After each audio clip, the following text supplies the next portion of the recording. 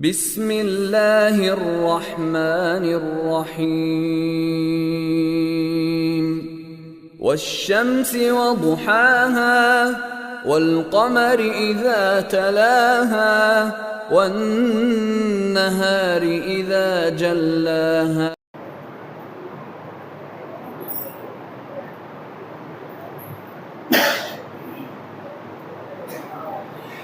السلام عليكم ورحمة الله وبركاته. إن الحمد لله نحمده ونستعينه ونستغفره ونعوذ بالله من شرور أنفسنا ومن سيئات أعمالنا. من يهده الله فلا مضل له ومن يضلل فلا هادي له. أشهد أن لا إله إلا الله وحده لا شريك له وأشهد أن محمدا عبده ورسوله أما بعد. يا أيها الذين آمنوا اتقوا الله حق تقاته ولا تموتن إلا وأنتم مسلمون. يا أيها الناس اتقوا ربكم الذي خلقكم من نفس واحدة وخلق منها زوجها وبث منهما رجالا كثيرا ونساء واتقوا الله الذي تساءلون به والأرحام إن الله كان عليكم رقيبا. يا أيها الذين آمنوا اتقوا الله وقولوا قولا سديدا يصلح لكم أعمالكم ويغفر لكم ذنوبكم ومن يطع الله ورسوله فقد فاز فوزا عظيما.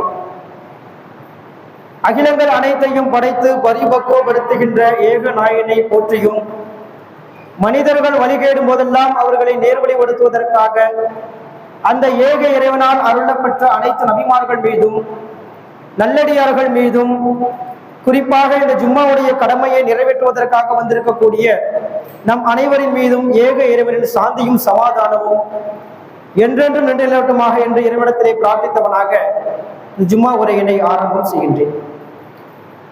கண்ணியத்திற்குரிய எல்லாம் வல்ல அல்லாஹ்வின் நல்லடியார்களே, சூரியன் உதிக்கக்கூடிய நாட்களில் மிக சிறந்த நாள் என்று அறியப்பட்டிருக்கக்கூடிய வெள்ளிக்கிழமை ஜும்மா நாளை அடைந்தவர்களாக நாம் இங்கே ஒன்று குழுமியிருக்கின்றோம். அல்லாஹ் தன்னுடைய திருமறையிலே சொல்லி காட்டுகின்றான், மனித இனத்தையும் ஜின் இனத்தையும் தன்னை வணங்குவதற்காகவே அன்றி வேறு எதற்காகவும் தான் படைக்கவில்லை என்று அல்லாஹ் சொல்ல காட்டியதை பார்க்கிறோம்.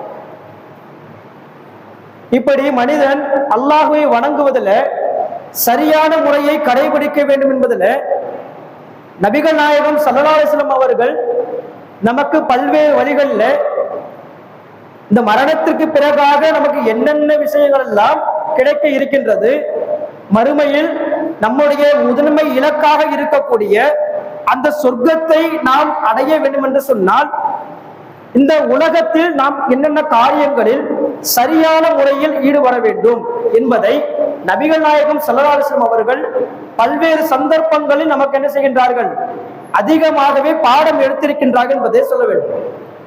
அந்த அடிப்படையில அல்லாஹ் தன்னுடைய திருமறையில சொல்லி காட்டுகின்றான். 66வது அத்தியாயத்தில் எடுத்து பார்த்தோம் என்று சொன்னால், இறை நம்பிக்கை கொண்டவர்களுக்கெல்லாம் முன்மாதிரியாக ஃபிரௌனுடைய மனைவியை அல்லாஹ் சொல்லி காட்டுகின்றான். யாருக்கு முன்மாதிரியாக? இறை நம்பிக்கை கொண்டிருக்கக்கூடிய இந்த முஸ்லிம்களுக்கு, முஹ்மின்களுக்கு முன் உதாரணமாக ஒரு பெண்மணியை சொல்லி காட்டுவதை பார்க்கின்றோம். தன்னை ஒரு கடவுள் என்று சொல்லுகின்றான். அல்லாஹ் என்பது கிடையாது என்பதையும், தான் தான் அல்லாஹ் என்று சொல்லக்கூடிய ஒரு மனிதனாக இருக்கின்றான். ஒரு சமுதாயத்தை பழிவாங்கக்கூடிய நோக்கத்தில் செயல்படுகின்றான். பனி இஸ்ராயல் என்று சொல்லக்கூடிய இந்த சமுதாயத்தாரை அதிகமாகவே இன்னல்களுக்கு ஆளாக்கி அவர்களிடத்திலிருந்து அதிகமான பழிகளை எடுத்துக்கொள்கின்றார். மேலும் தன்னை அவர்களிடத்திலூடாக இறைவன் என்று சொல்வதை அவர் என்ன செய்கின்றார், மக்களிடத்தில் விதியாக்குவதை பார்க்கிறோம். இப்படிப்பட்ட ஒரு மன்னனாக இருக்கக்கூடியவன், தன்னை ஒரு கடவுள் என்று சொல்லக்கூடியவன், அவனுடைய மனைவியாக ஒரு பெண்மணி இருக்கிறார் என்று சொன்னால் எந்த அளவிற்கு மதிப்பு மிக்கவராக அந்த சமுதாயத்தில் போற்றப்பட்டிருப்பார். ஆனால் அதற்கு மாற்றாக அல்லாஹ்விடத்தில் என்று சொல்லி காட்டுகின்றார், இந்த ஃபிரௌனுடைய செயல்பாடுகளிலிருந்தும் நடவடிக்கைகளில் இருந்தும் எனக்கு பாதுகாப்பை தாயா அல்லாஹ் என்று இறைவனிடத்திலே இறைஞ்சுவதை பார்க்கிறோம். அது மட்டுமா, இந்த ஃபிரௌனுடைய அந்த சமூகத்தார் இருப்பார்களா இல்லையா, அந்த சேவகர்கள் இருப்பார்களா இல்லையா, அந்த படை மக்கள் இருப்பாங்களா இல்லையா, அவர்களுடைய நடவடிக்கையிலிருந்து பாதுகாப்பை கேட்கின்றார்கள். இவைகளுக்கெல்லாம் மாற்றாக தனக்கு மறுமையில் ஒரு இல்லத்தை, ஒரு சொர்க்கத்துல நமக்கான ஒரு மாளிகையை அல்லாஹ்விடத்துல இறைஞ்சுகின்றார்கள், கேட்கின்றார்கள். யார் கேட்கின்றார்? ஒரு முஸ்லிமாக இருக்கக்கூடியவர். இன்னைக்கு நாம இஸ்லாமிய மார்க்கத்தை ஏற்றுக்கொண்டிருக்கிறோம்ல, நாம கேட்டோம் என்று சொன்னால் நமக்கு இன்னைக்கு எந்த ஒரு அதிகமான ஒரு அழுத்தங்கள் கிடையாது. ஆனால் ஒரு பனி இஸ்ராயில் என்று சொல்லக்கூடிய ஒரு சமுதாயத்தை அவன் ஆட்சி செய்யக்கூடியவனாக இருக்கிறான், ஆட்சியினுடைய செய்யக்கூடிய மன்னனுடைய மனைவியாக இருக்கிறார். அவர் விருப்பப்பட்டார் என்று சொன்னால் கோட்டை கொத்தளங்கள் அதிகமாக ஏற்படுத்த முடியுமா இல்லையா? ஒரு மாளிகையை அவர் அதிகமாக செலவுல பொருளாதாரத்தினுடைய எல்லாம் அதிகமாக கொட்டி தன்னுடைய கணவனிடத்தில் கேட்டார் என்று சொன்னால் இல்லை என்று தன்னுடைய கணவன் சொல்லுவானா? ஆனால் எப்படிப்பட்ட மாற்று கருத்தை சொல்லுகின்றார்? இவனுடைய நடவடிக்கையில் இருந்து எனக்கு நீ பாதுகாப்பை தான். இதே விஷயத்தை நபிகள் நாயகம் ஸல்லல்லாஹு அலைஹி வஸல்லம் அவர்களும் சொல்லி காட்டுகின்றார்கள். மக்களே, உங்களிடத்துல ஒரு 3 விதமான குணங்களை சொல்லி காட்டுகின்றார்கள். என்ன குணங்கள்? இந்த 3 குணநலன்களை எல்லாம் நீங்கள் மாற்றிக்கொண்டீர்கள் என்று சொன்னால், உங்களுடைய வாழ்வில அவைகளை எல்லாம் சரியாக்கி கொண்டீர்கள் என்று சொன்னால், சொர்க்கத்தினுடைய அந்த கீழ்த்தளம், நடுத்தளம் மற்றும் மேற்பகுதியாக இருக்கக்கூடிய அந்த மேல் பகுதியில உங்களுக்காக ஒரு மாளிகை அமைவதற்கு நான் வாக்களிக்கின்றேன் என்று இறைத்தூதர் அவர் சொல்ல காட்டக்கூடியதை பார்க்கிறோம். இன்னைக்கு நம்மளுடைய முதன்மை இலக்காக என்ன இருக்கின்றது? இந்த பூமியை பொறுத்த வரைக்கும் நாம் அதிகமான ஒரு கல்வியை பெற்றவராக இருக்க வேண்டும், நமக்கு நல்ல உணவுகள் வேண்டும், உடைகள் வேண்டும், அதனுடைய அடுத்த கட்டமாக நாம் வசிப்பதற்கு ஒரு இல்லம் வேண்டும் அப்படிங்கறத நம்ம குறிக்கோளா இருக்கிறோமா இல்லையா? இப்ப பார்க்கக்கூடிய ஒரு இடத்தை பார்க்கணும்னு சொன்னா அந்த இடத்தை சுத்தி நமக்கு தேவையான ஒரு அவசர காலம் என்று சொன்னால் பக்கத்துல ஒரு மருத்துவமனை இருக்கிறதா அப்படின்னு பார்ப்போமா இல்லையா? அதே மாதிரி வீடுகள்ல குழந்தைகள் இருக்கிறாங்க, இந்த குழந்தைகளை பள்ளிக்கூடங்கள்ல அனுப்பணும், பள்ளிவாசலுக்கு அனுப்பணும்னு சொன்னா அவைகள் எல்லாம் நம்ம இல்லத்தை ஒட்டி இருக்கிறதா என்பதையெல்லாம் நாம் சோதிப்போமா இல்லையா? அங்க குடிபுறுவதற்கு முன்பாக இவைகளை எல்லாம் நம்ம செய்வோம், நமக்கு முன்பாக வந்துவிடும். இவைகளை எல்லாம் சரி செய்து விட்டுதான் அங்க வீடுகளுக்குள்ளே நுழைவதற்கு முன்பாகவே நம்ம இதையெல்லாம் சரி செஞ்சிருவோம். இது இந்த உலகத்தினுடைய செயல்பாடாக இருக்கிறது. மறுமையுடைய செயல்பாடை பொறுத்த வரைக்கும் நீங்கள் உங்களுடைய செயல்பாடுகளை, அமல்களை நீங்கள் அதிகரித்துக் கொண்டீர்கள் என்று சொன்னால் சொர்க்கம் என்பது நமக்கு இலக்காக இருப்பதை பார்க்கிறோம். நபிகள் நாயகம் ஸல்லல்லாஹு அலைஹி வஸல்லம் சொல்லி காட்டுகின்றார்கள். அதுல உள்ள ஒரு 3 குணங்களை தான் இந்த ஜும்மாவுடைய தலைப்பாக பார்க்கிறோம். அந்த நற்பண்புகளை எல்லாம் நாம் சரி செய்து கொண்டோம் என்று சொன்னால் இறை தூதர் அவர்கள் நமக்கு வாக்களிக்கின்றார்கள். அதுல முதலாவதாக நபிகள் நாயகம் ஸல்லல்லாஹு அலைஹி வஸல்லம் சொல்லி காட்டக்கூடியதை பார்க்கிறோம். இன்னைக்கு ஒரு பொதுவாக ஒரு கருத்தை நம்ம எத்தி வைப்போம், ஒரு செய்தியை சொல்லுவோம். ஒரு 2 நபர்கள் இருக்கிறார்கள் என்று சொன்னால் ஒரு நபர் ஒரு கருத்தை எடுத்து வைப்பாரு, அதே மாதிரி அதோட எதிர்முனையில் இருப்பவர் வேறொரு கருத்தையும் எத்தி வைப்பார். அப்ப இங்க என்ன நடக்கும்? ஒரு கருத்து மோதல் ஏற்படுமா இல்லையா? இப்ப இந்த கருத்து மோதல் ஏற்படக்கூடிய நேரங்கள்ல இருவர்கள் நடத்தையும் சரியும் இருக்கலாம், தவறுகளும் இருக்கலாம். ஒருவேளை தவறுகள் இருந்தது என்று சொன்னால் அவர்கள் அமைதியாக சென்று விடுவார்கள். இதே நேரத்துல ஒருவர் இடத்துல தான் சொன்ன கருத்து சரி என்பதுல உறுதியாக இருக்கிறார். அப்ப என்ன நடக்கும்? வார்த்தை போர் நடப்பதை பார்க்கிறோம் இல்லையா? நான் சொன்ன செய்தி தான் சரியானது என்பதற்கு இதுதான் அடையாளமாக இருக்கிறது. அவங்க சொல்லக்கூடிய பார்க்கிறோமா? இது நான் சொன்ன விஷயத்துல பார்க்கிறோம். இத நபிகள் நாயகம் ஸல்லல்லாஹு அலைஹி வஸல்லம் சொல்லி காட்டுகின்றார்கள். உங்களிடத்துல நியாயமான கருத்துகள் இருக்கிறது, கோரிக்கைகள் இருக்கிறது, எல்லாமே சரியாக இருந்தாலும் கூட இந்த தர்க்கம் செய்யக்கூடிய அந்த பண்பு இருக்குல்ல, இதை நீங்கள் மாற்றிக்கொண்டீர்கள் என்று சொன்னால் சொர்க்கத்தினுடைய அந்த கீழ்த்தளத்துல உங்களுக்கான ஒரு மாளிகை அமைவதற்கு இறைவனுடைய தூதராக இருக்கக்கூடிய நான் வாக்களிக்கின்றேன் என்று சொல்லக்கூடியதை பார்க்கிறோம். ஒரு சலசலப்பு ஏற்படும், கருத்து மோதல்கள் ஏற்படும். நம்ம இடத்துல ஒரு நியாயம் இருந்தாலும் அந்த இடத்திலிருந்து நீங்கள் விலகிக் கொள்ளுங்கள் என்று இறை தூதர் அவர்கள் நமக்கு எச்சரிக்கக்கூடியதை பார்க்கிறோம். இது நமக்கு சொன்ன செய்தி. இறைவனுடைய தூதரத்திலையும் இது போன்ற செயல் நடந்திருப்பதை பார்க்க முடிகிறது. நபிகள் நாயகம் ஸல்லல்லாஹு அலைஹி வஸல்லம் அவர்களுக்கு மனைவிமார்கள் 10க்கும் மேற்பட்ட மனைவிமார்கள் இருக்கிறார்கள். அதுல அதிகமான நபிமொழிகளை அறிவித்தவர் அன்னை ஆயிஷா அவர்கள் இருக்கிறாங்க. நபிகள் நாயகம் ஸல்லல்லாஹு அலைஹி வஸல்லம் அவர்களுக்கு அதிகமான விருப்பத்திற்குரிய மனைவியும் அவர்தான். அவர்களுக்கு இடையில ஒரு தர்க்கம் ஏற்பட்டது என்று சொன்னால் அது எப்படிப்பட்டதாக இருக்கும்? ஒரு முறை நபிகள் நாயகம் ஸல்லல்லாஹு அலைஹி வஸல்லம் அவர்களிடத்துல அன்னை ஆயிஷா அவர்கள் என்ன செய்யறாங்க? தனக்கு தலைவலி அதிகமாக இருக்கிறது, அப்படிங்கிற செய்தியை சொல்றாங்க. இந்த செய்தியை சொன்னவுடன் நபிகள் நாயகம் ஸல்லல்லாஹு அலைஹி வஸல்லம் அவர்கள், நான் உயிரோடு இருக்கக்கூடிய நேரத்திலேயே உனக்கு அல்லாஹ் மரணத்தை நாடிவிட்டார் என்று சொன்னால் உனக்காக நான் என்ன தெரியுமா செய்வேன்? உன்னுடைய பாவங்கள் எல்லாம் மன்னிப்பதற்காக இறைவனிடத்துல நான் இறைஞ்சுவேன், பாவ மன்னிப்பை அல்லாஹ்விடத்தில் நான் கோரிப்பேன் என்று சொல்லும் பொழுது, இங்க சாதாரண மனிதனிடத்தில் என்ன தோணும்? நமக்காக இறைத்தூதர் அவர்கள் பாவ மன்னிப்பு கேட்கின்றார்கள் என்று சொன்னால் அது நமக்கு சந்தோஷத்தை அதிகப்படுத்துமா இல்லையா? ஒரு மகிழ்ச்சி ஏற்படுத்துமா இல்லையா? ஆனால் நபிகள் நாயகம் ஸல்லல்லாஹு அலைஹி வஸல்லம் அவர்களுடைய மனைவிமாராக இருக்கின்றார்கள், அதிகமான ஹதீஸ்களை எல்லாம் சொன்னவராக இருக்கின்றார்கள். அவர்களிடத்துல ஒரு கருத்து மோதல் ஏற்படுகின்றது. என்ன தெரியுமா சொல்றாங்க? அப்படின்னு சொன்னா, இப்ப நான் உயிரோட நீங்க இருக்கக்கூடிய நேரத்திலேயே நான் மரணித்து விட்டேன் என்று சொன்னால் இந்த இறுதியிலே, இந்த நாளினுடைய இறுதியிலேயே மற்ற மனைவிமார்களோடு நீங்கள் சந்தோஷமாக இருப்பீர்கள் போல இருக்கிறது என்று யாரிடத்துல கேட்கிறாங்க? தன்னுடைய கணவராக இருக்கக்கூடிய, அகில உலகத்தினுடைய இறுதி தூதராக இருக்கக்கூடிய முகமது நபி ஸல்லல்லாஹு அலைஹி வஸல்லம் அவர்களிடத்துல இந்த கருத்துக்களை என்ன செய்றாங்க? எடுத்து வைக்கிறாங்க. இதை சொன்ன உடனே நமக்கு ரசூலுல்லாஹ்க்கு என்ன தோணும்? அப்படியெல்லாம் இல்ல, நான் அப்படி நினைக்கல, ஏதேனும் ஒரு கருத்து சொல்லி அவர் சமாதானப்படுத்தலாமா இல்லையா? ஆனால் இறை தூதர் அவர்கள் அவர்களுடைய நற்பண்பை பாருங்கள், அந்த இடத்தை விட்டு நகர்ந்து செல்கின்றார்கள். என்ன செய்கின்றார்கள்? உனக்கு தலைவலி என்பது தற்போது இல்ல, இப்ப எனக்குத்தான் தலைவலி வந்துருச்சு அப்படின்னு சொல்லிட்டு அந்த இடத்தை விட்டு கடந்து செல்கின்றார்கள். ரசூலுல்லாஹ் அதுக்கு மாற்று கருத்தை சொல்லி இருந்தான்னு சொன்னா அது சரியானதா தானே இருந்திருக்கும். ஆனால் ரசூலுல்லாஹ் காலகட்டத்துல தன்னுடைய மனைவிமார்களிடத்துல கருத்து மோதல் வரக்கூடியதா பார்க்கிறோம். இதே மாதிரி இப்படி தர்க்கம் செய்யக்கூடிய சூழ்நிலை இருக்குல்ல, இந்த தர்க்கம் செய்வ சூழ்நிலையிலிருந்து நம்மை நாம் பாதுகாத்துக் கொண்டோம் என்று சொன்னால், அந்த செயல்களிலிருந்து விலகி கொண்டோம் என்று சொன்னால், நபிகள் நாயகம் ஸல்லல்லாஹு அலைஹி வஸல்லம் அவர்கள் சொர்க்கத்துடைய கீழ்ப்பகுதியில் நமக்கான மாளிகை அமைவதற்கு வாக்களிப்பதை இந்த ஹதீஸ் என்பது நமக்கு எடுத்துக்காட்டக்கூடியதை பார்க்கிறோம். அடுத்ததாக நபிகள் நாயகம் ஸல்லல்லாஹு அலைஹி வஸல்லம் சொல்லி காட்டுகின்றார்கள், உங்களுக்கு சொர்க்கத்திலுள்ள அந்த நடுப்பகுதியில ஒரு மாளிகை உங்களுக்கு வேண்டுமா அப்படின்னு கேட்டுட்டு சொல்லக்கூடியதை பார்க்கிறோம்.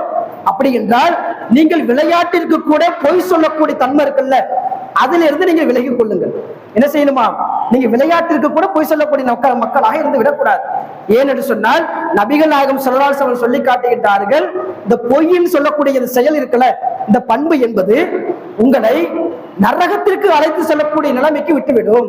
ஒரு நபர் பொய் சொல்லிக் கொண்டே இருப்பார், பேசிக்கொண்டே இருப்பார், இறுதியில அவர் பொய்யர் என்று அடையாளம் காட்டப்பட்டு அவர் நரகத்திற்கு அழைத்து செல்லப்படுவார்.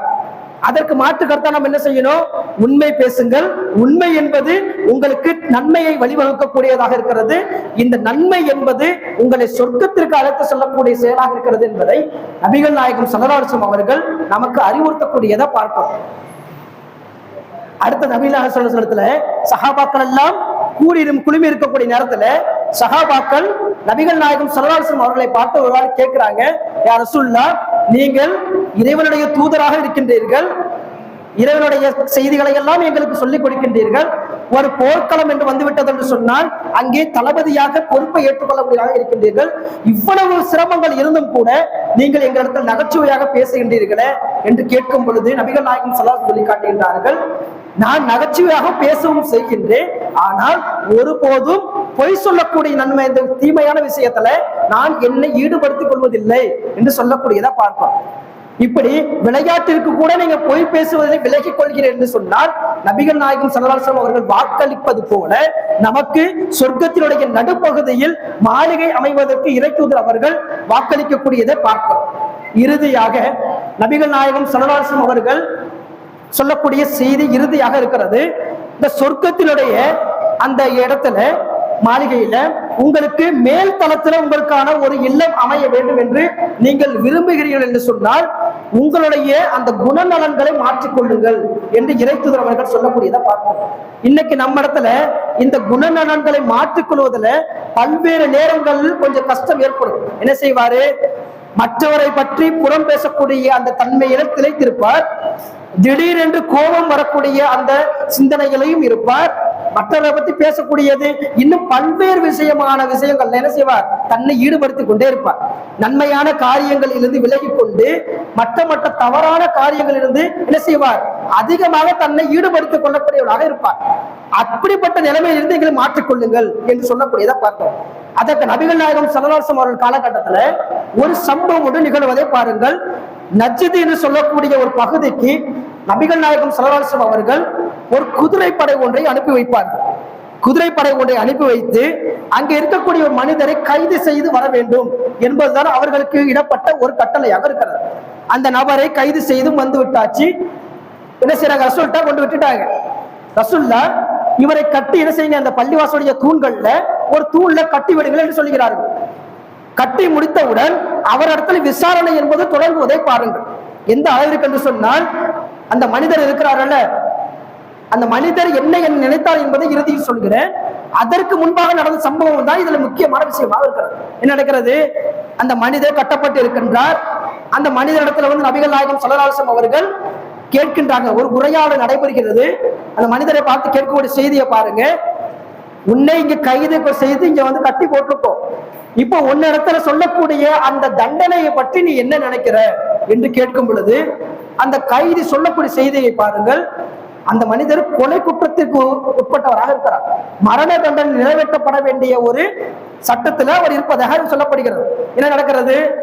இறை தூதர் அவர்கள் விசாரிக்கிறாங்க.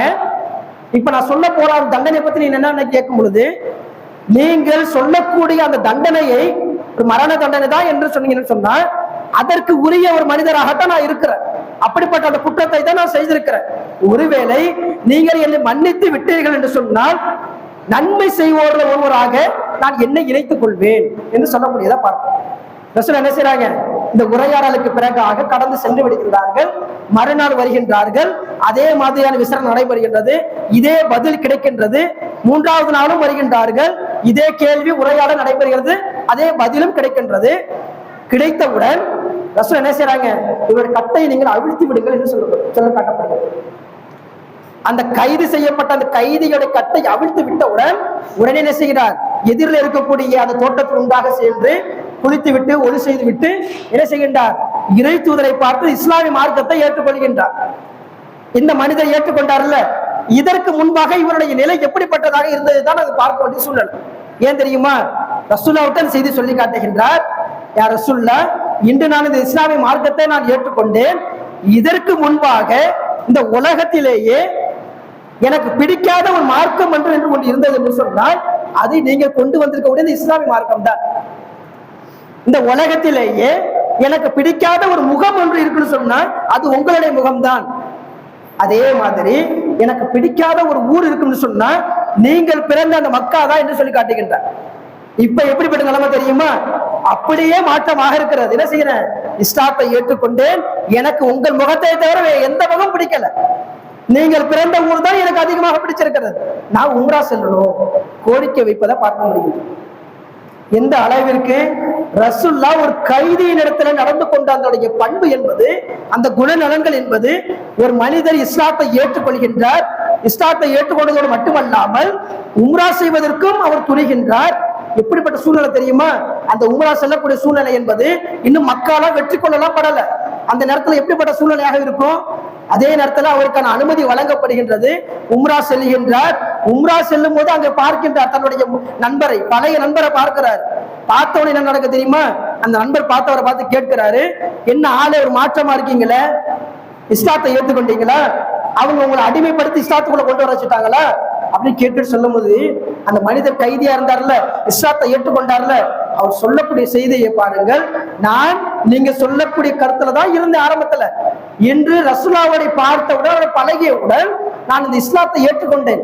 அது அல்லாமல் இனி எங்களுடைய பகுதியாக இருக்கக்கூடிய யமாமா என்று சொல்லக்கூடிய இந்த பகுதியில் விளையக்கூடிய இந்த தானியங்கள் இருக்கா இல்லையா, இந்த தானியங்கள் இனி உங்கள் மக்கா நகருக்குள் வர வேண்டும் என்று சொன்னால் இறை தூதர் ஆணையிட்டால் மட்டும்தான் நாங்கள் என்ன செய்வோம், எங்களுடைய தானியங்களை உங்களுக்கு அனுப்பி வைப்போம் என்று சொல்லக்கூடியதை பார்ப்போம்.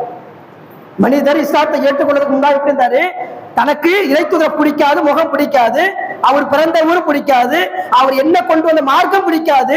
ஆனால் ரசூலுல்லாஹ் பழகி அந்த விதம் தான் அவருக்கு இப்படி சொல்லக்கூடிய நிலைமைக்கு மாற்றுறதா இல்லையா?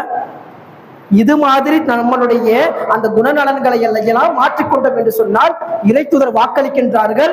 மறுமையில நம்முடைய இலக்காக இருக்கக்கூடிய அந்த சுவனத்துல உங்களுக்கான மேல் பகுதியில் ஒரு மாளிகை அமைவதற்கு நான் வாக்களிக்கின்றேன் என்று சொன்னால், இனி வரக்கூடிய காலங்கள்ல இது மாதிரியான குணநலங்கள் எல்லாம் நம்ம இடத்துல இருக்கிறது என்று சொன்னால், தவறான குணநலங்கள் இருக்கக்கூடிய நேரத்துல அதை மாற்றிக்கொள்ளக்கூடிய அந்த தன்மைக்கு என்ன செய்யணும், முடிந்தவரை நாம் முயற்சி செல்ல வேண்டும் என்பதை இந்த ஜுமாவின் வாயிலாக செலுத்துகிறோம்.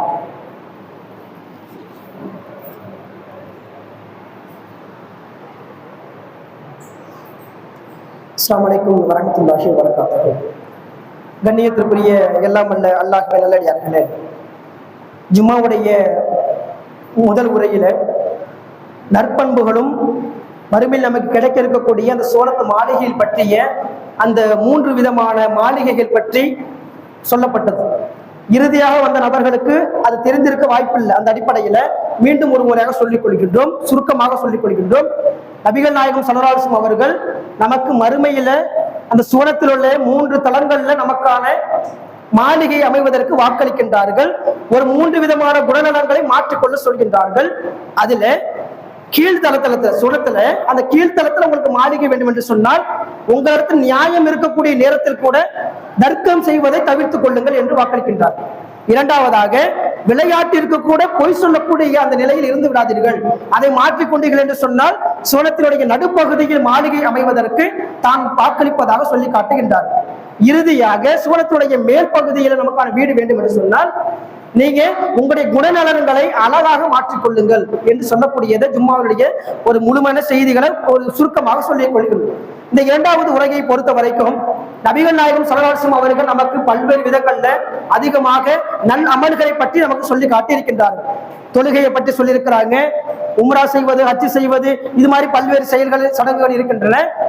முக்கியமான விஷயமாக சொர்க்கம் எமக்கு எப்படி கிடைக்க வேண்டும் என்பதில் ஆர்வமாக இருக்கின்றோமோ, அதே மாதிரி நரகத்திலிருந்து நீங்கள் உங்களை பாதுகாத்துக் கொள்ள வேண்டும் என்று சொன்னால் அதற்கும் சில வகைகளை நபிகள் நாயகம் ஸல்லல்லாஹு அலைஹி வஸல்லம் அவர்கள் நமக்கு ஏற்பாடு செய்து கொண்டிருக்கிறார்.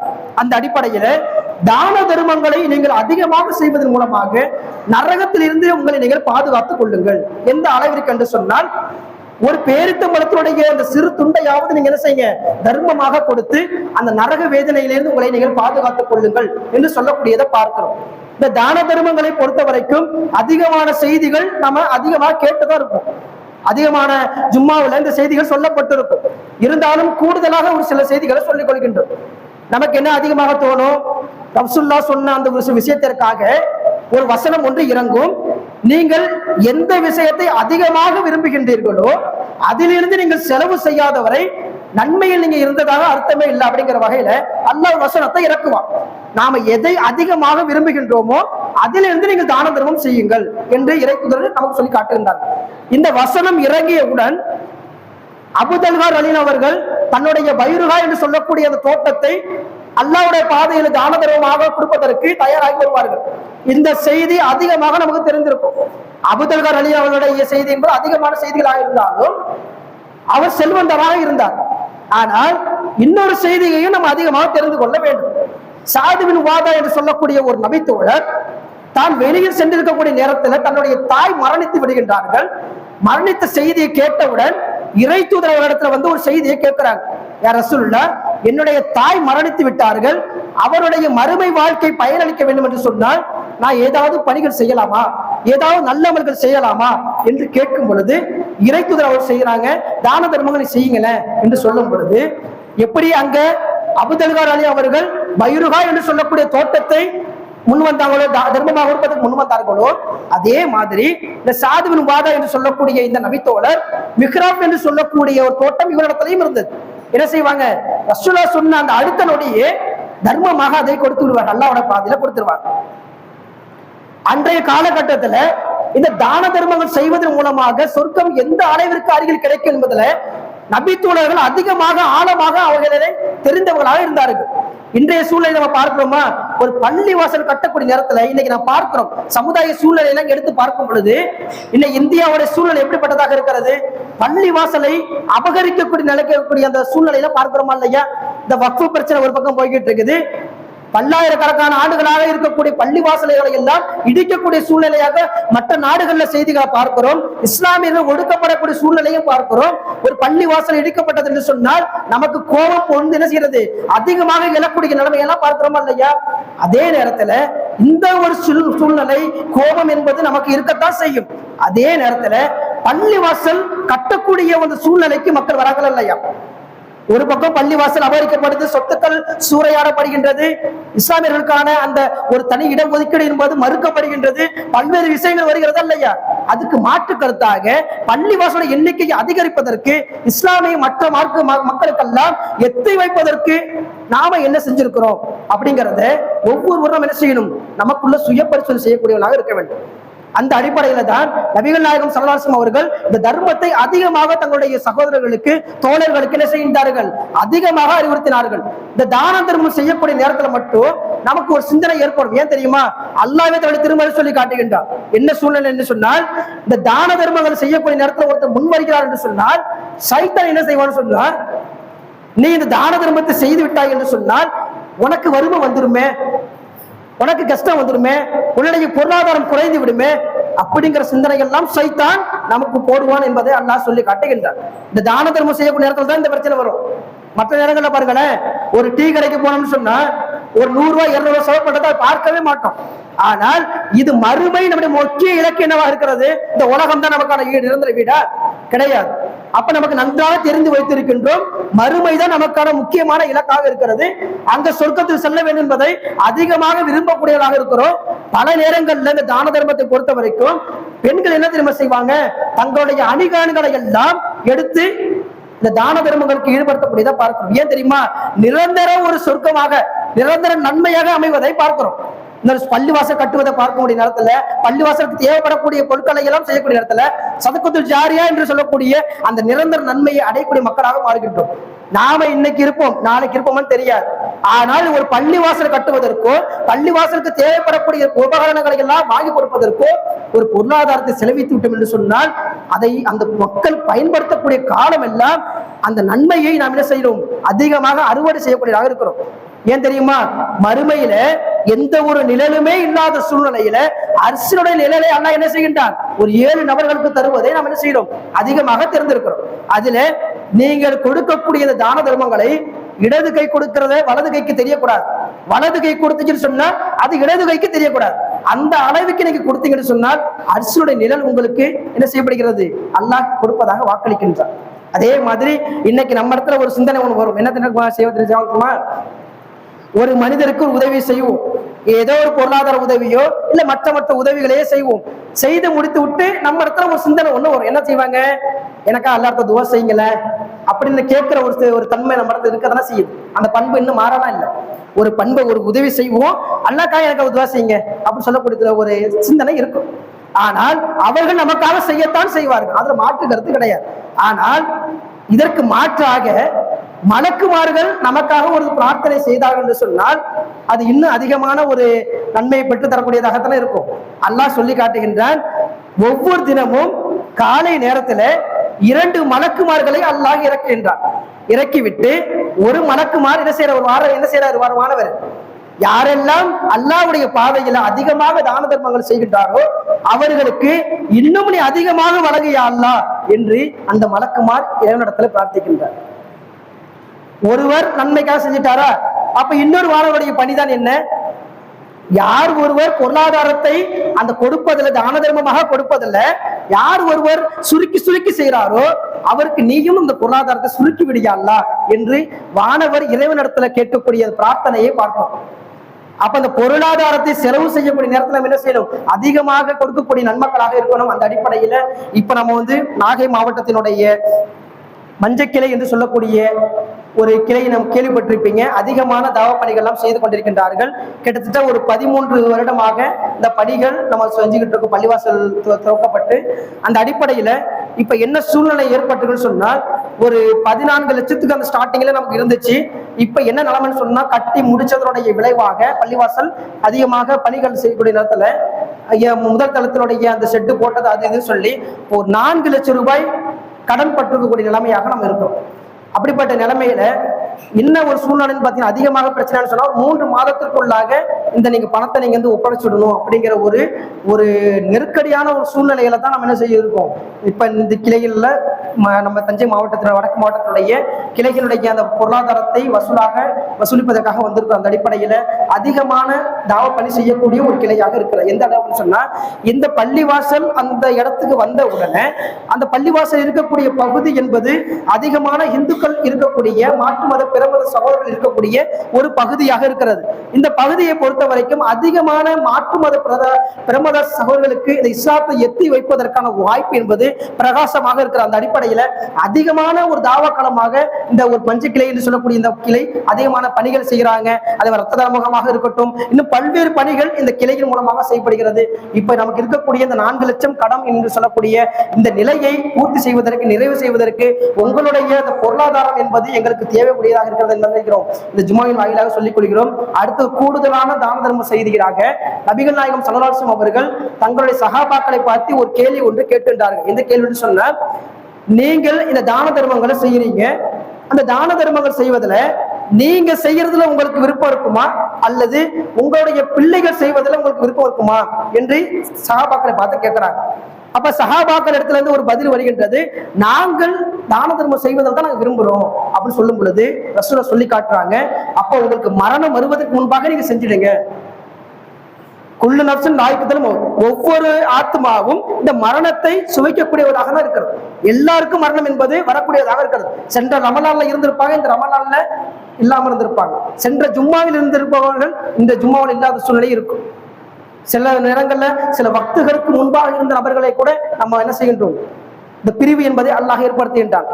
அப்படிப்பட்ட ஒரு சூழ்நிலையாக தான் இந்த மரணம் என்பதாக இருக்கிறது. அந்த அடிப்படையில இந்த மரணம் வருவதற்கு முன்பாக அதிகமாக பொருளாதாரங்களை நல்ல வழிகளில் செலவு செய்யக்கூடிய மக்களாக நாம் இருக்கிறோம். அந்த அடிப்படையில இந்த ஜும்மா வசூல் என்பது இந்த கிளைக்கு வழங்கக்கூடியதாக இருக்கிறது. அது அல்லாமல் நீங்க வாலி வசூல் உங்களுக்கு ஏற்பாடு செய்வாங்க. அது அல்லாமல் நீங்க QR கோட்ல தான் நீங்க பணம் அனுப்பணும் அப்படி சிந்தனை இருந்துச்சு சொன்னா, நம்மள்கிட்ட இந்த QR கோடு இருக்கிறது, நம்ம அணுகினீங்கன்னு சொன்னாங்க, இங்கதான் இருப்போம்.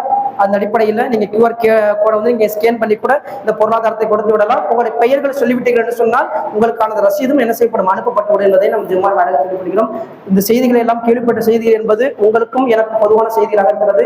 அந்த அடிப்படையில் கேள்விப்பட்ட செய்திகளை முடிந்தவரை பிறருக்கு எத்தி வைக்கக்கூடிய நன்மக்களாக நாம் இருக்கணும்.